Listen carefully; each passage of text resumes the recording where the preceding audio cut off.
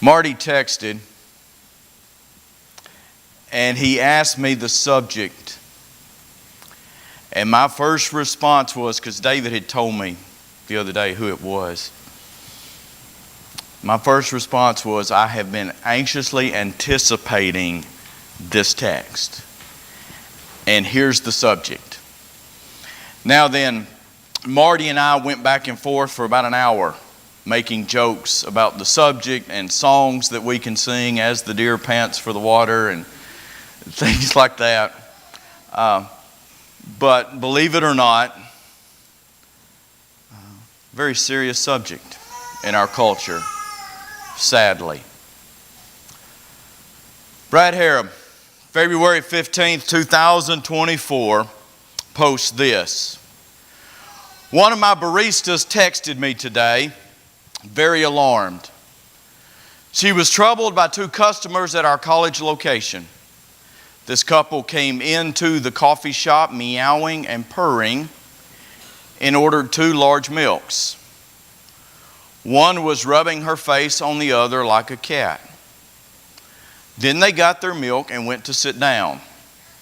They then proceeded to lay across each other in their seats, continued licking one another and purring loudly. Folks, this is real. I first was introduced to it through a CSI episode way back in the early 2000s. And when it hit, you want to think, well, that's a Las Vegas thing. No longer. The song, What Does the Fox Say? Results in kids wearing tails and ears. And you think, well, maybe when the song loses its popularity, the tails and the ears come off. There is one that wears rabbit ears on shift at Walmart. They are called furries. It refers to people who anthropomorphize animals, give them human characteristics, and then adopt that animal persona. Actually came up as a conversation in our high school class a while back. Evan brought it up. It has turned into this long-standing running joke between Evan and me. I pretend I'm buying him litter for his litter box on his birthday and things like that. And we talked about it in class this morning, the whole class did. And we joke about it and we have fun with it because it's so absurd to us. But sadly, Evan came back later and he goes, you know what? He said, I know this is wrong, but I can't find the thou shalt not in Scripture. He said, will you address it? And I said, absolutely, because your generation is going to have to deal with it. And like this morning, as parents and grandparents, if we do not pass on generational faith, generational wisdom, generational knowledge, they may not have the answers to combat it. It has reached the point that it's no longer a Vegas thing. It's no longer a television thing. It's no longer a Comic-Con thing. It has invaded small town America. One of our local schools within the last year had a student who identifies as a cat petition the principal for a litter box in the bathroom. We shake our heads, we're disgusted, a little bit amused, and yet we have, as a society in America, told people they can identify as anything. And we are now reaping the consequences of that.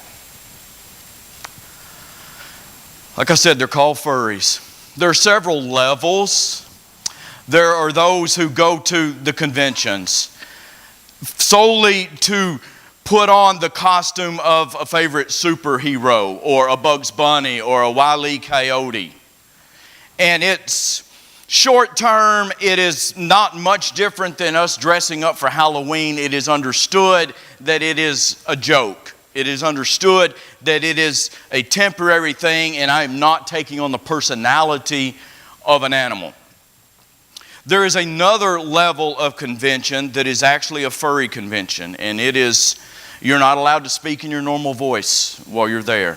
You are not allowed to interact as a human being while you're there. In between those two, there's just those who wear tails and ears. They wear them for a little while. They pretend to be an animal for a moment, and then they go back to humanity.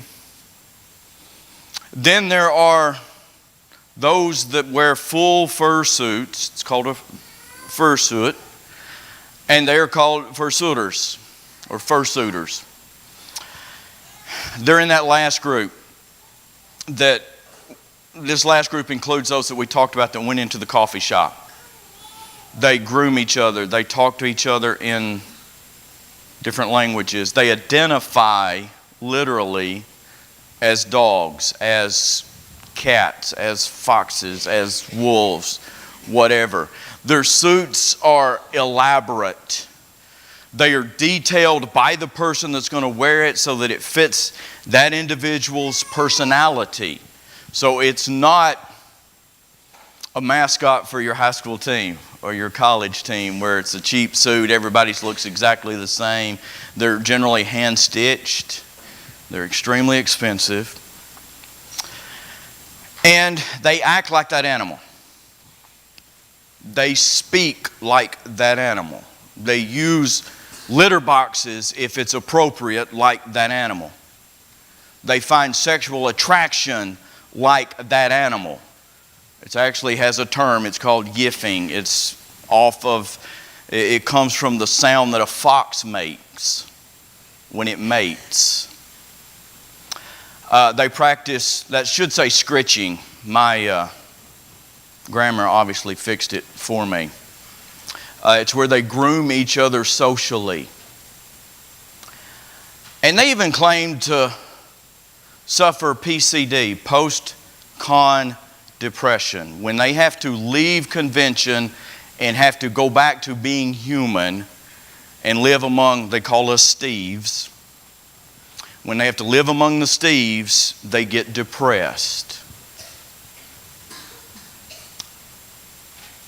Family, our society is in a world of hurt. When it reaches this level, and I went to their websites, as well as a government website to get this information, about 1/3 of them claim to no longer feel human at all. They identify totally as an animal, even when they are not in costume. Insert a Bob Barker joke. Unless you include PETA in the conversation, last time I checked, animals didn't have rights. My cat doesn't have a right. She's going to the vet in a couple of weeks. The majority are atheist. Less than 4% have children. Thank you. And most claim some form of sexuality other than heterosexual, about 84%. And there's actually a chart on one of their websites that shows the move from heterosexual to some other orientation increases the longer they wear their suits.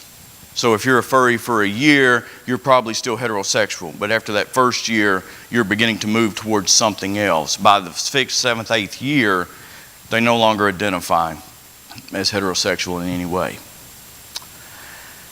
99%. So when you see one of these conventions on TV, and you'll spot them occasionally, 99% of them claim some level of sexual motivation from their furdom, from their fursona, from being this personality within inside this fur.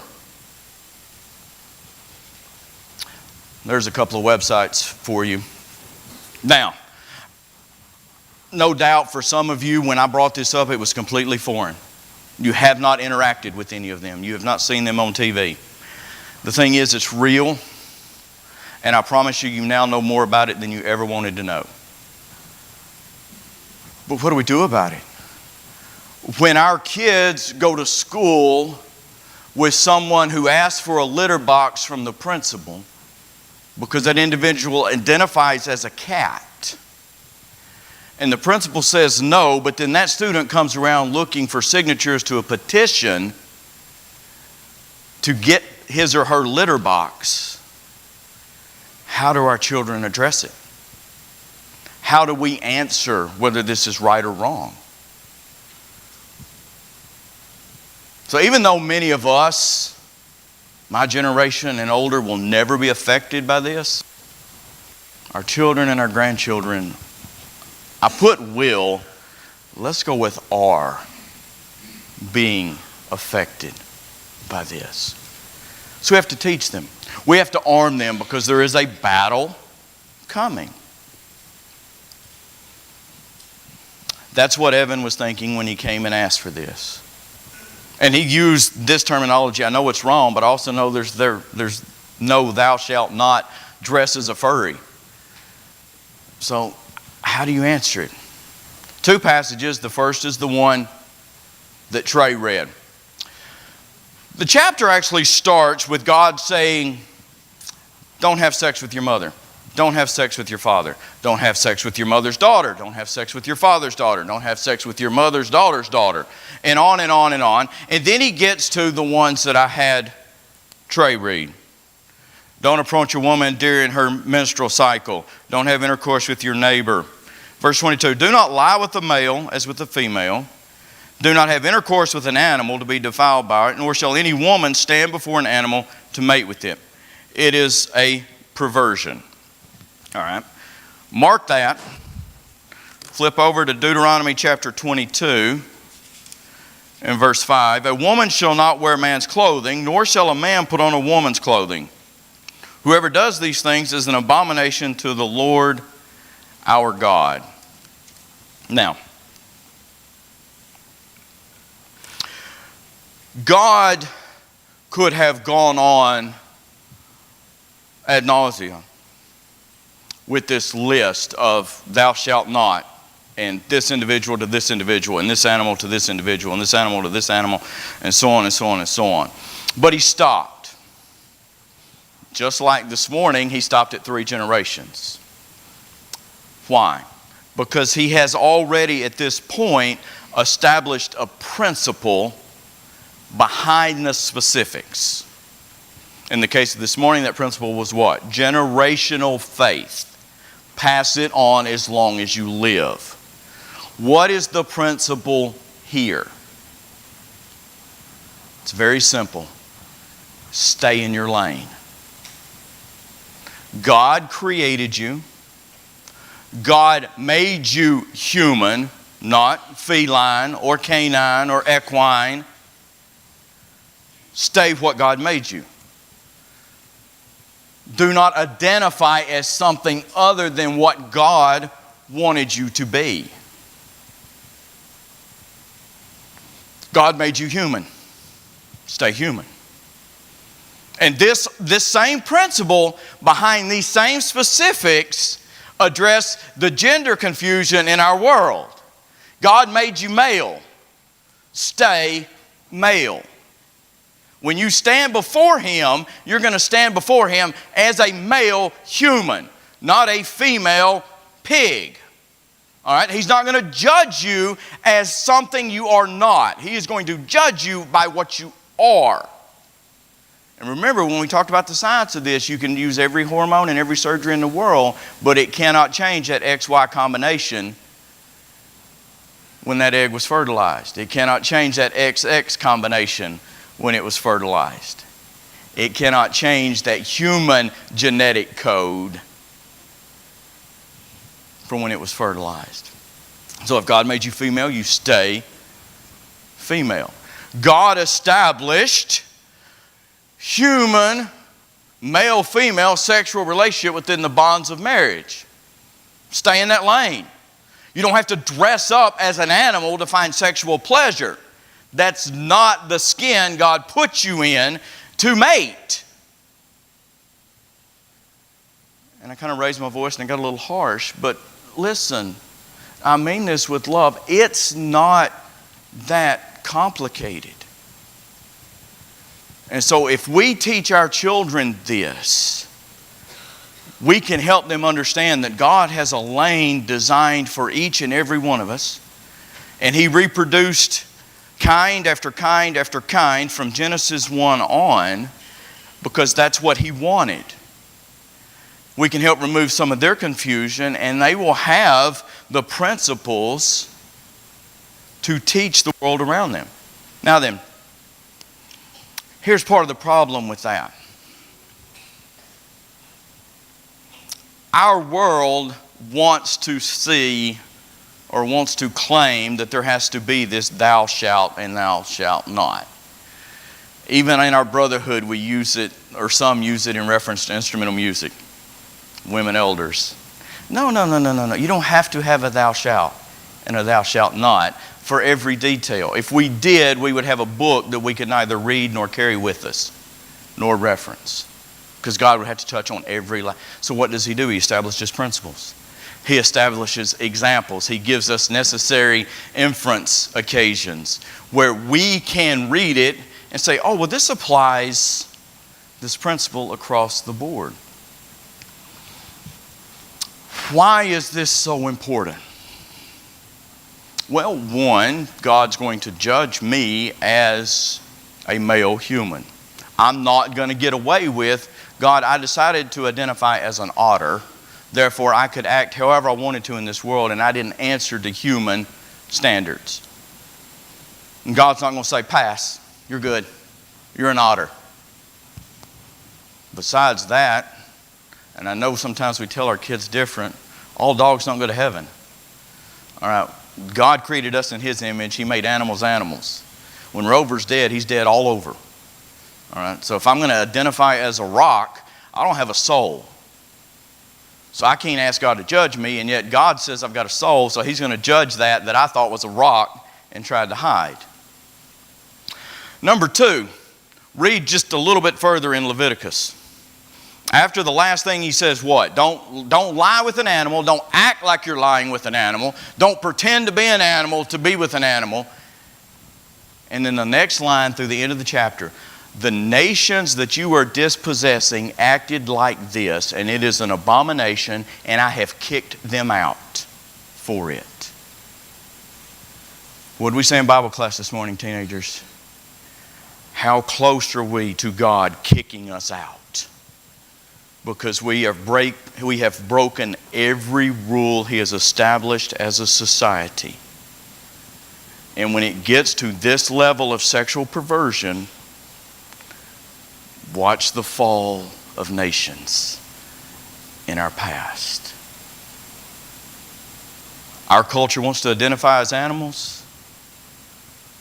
We better get ready for slavery because it's coming. We are going to lose our freedoms.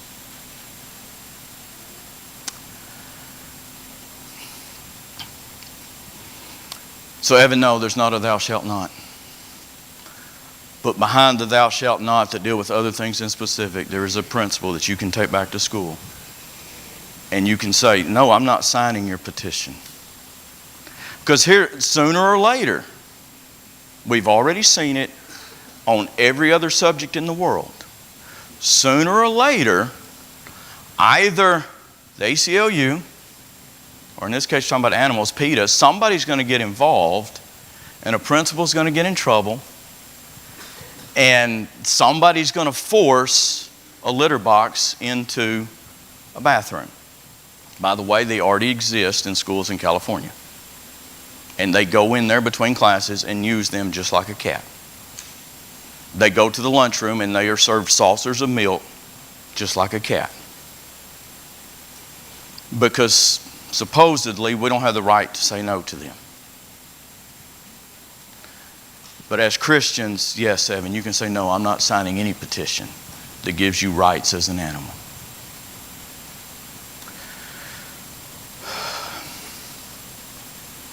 Be afraid. Be very afraid. But at the same time, arm your children. If we do what we're supposed to do, back to this morning, and we pass on generational faith, we take care of our own. And then they are equipped to help teach the world around us. And that's all God's asked us to do. He's asked us as parents to be responsible for our children, return them to Him pure. Then we saw this morning that third generation as well do the same thing. We do that, we'll be in good standing with Him. If there's anything you need tonight from the Lord, if your identity is not in Christ, do you get that? Our world wants to identify as cat and dog and horse. God said, if you're going to suffer, suffer as a Christian. If you're going to identify as anything, you identify as my child. And so if your identity is anything other than child of God, you're having an identity crisis tonight. You may not be a furry, but your life's still in crisis.